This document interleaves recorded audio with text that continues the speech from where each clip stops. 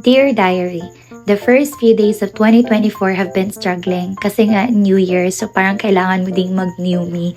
I've been trying na tapusin lahat ng deliverables ko sa buhay, from business to personal, kaya minsan ang tagal ko makatulog. I'm still working on that though by the Lord's grace. Anyway, here's a glimpse of how my first Sunday of the year went. And like what I expected, hindi ako nagising ng super aga. Goal ko sana around 4 to 5 a.m. para mag-seek kay Lord, pero 8 a.m. should still be acceptable for now. I fixed my bed and did my devo. Surprisingly, God's words for me today has something to do with making sure na nag-heart check ako as often as possible, lalo na pag pinipraise. Naalala ko tuloy ang isang preaching where only Peter got the correct answer when Jesus asked his disciples who they think he is.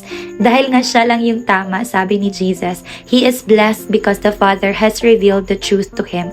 Kaya when Jesus told them that he has to go through sufferings para maisakatuparan ang plano ng Diyos sa buhay niya, sabi nitong si Peter, "Never, Lord." Kaya ayon, bigla tuloy na call out ng, "Get behind me, Satan. You are a stumbling block to me." From here, it's really important to walk in the Spirit para hindi yung flesh ang mangimabaw sa atin at para makapag-discern tayo ng tama.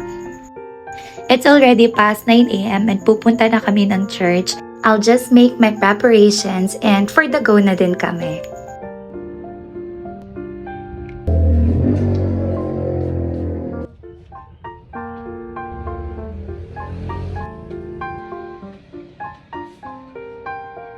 Today's words naman ay related to serving. Kailangan competent din kapag nagsiserve. Yun bang bigay todo na?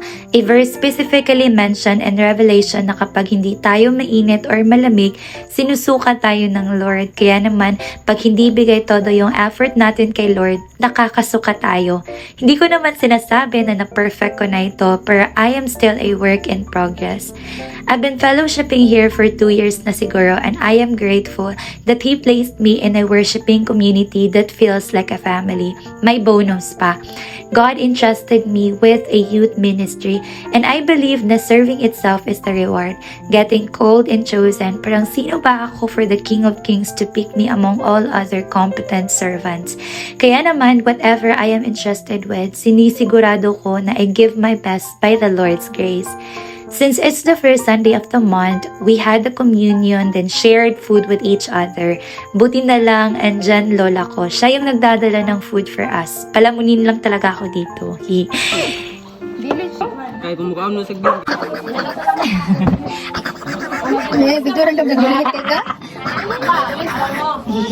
Since it's the first Sunday of the year as well, we made some commitments to the Lord for the year 2024 and burned what we want God to change in us. Guys, yung gusto ko pa-change, guys.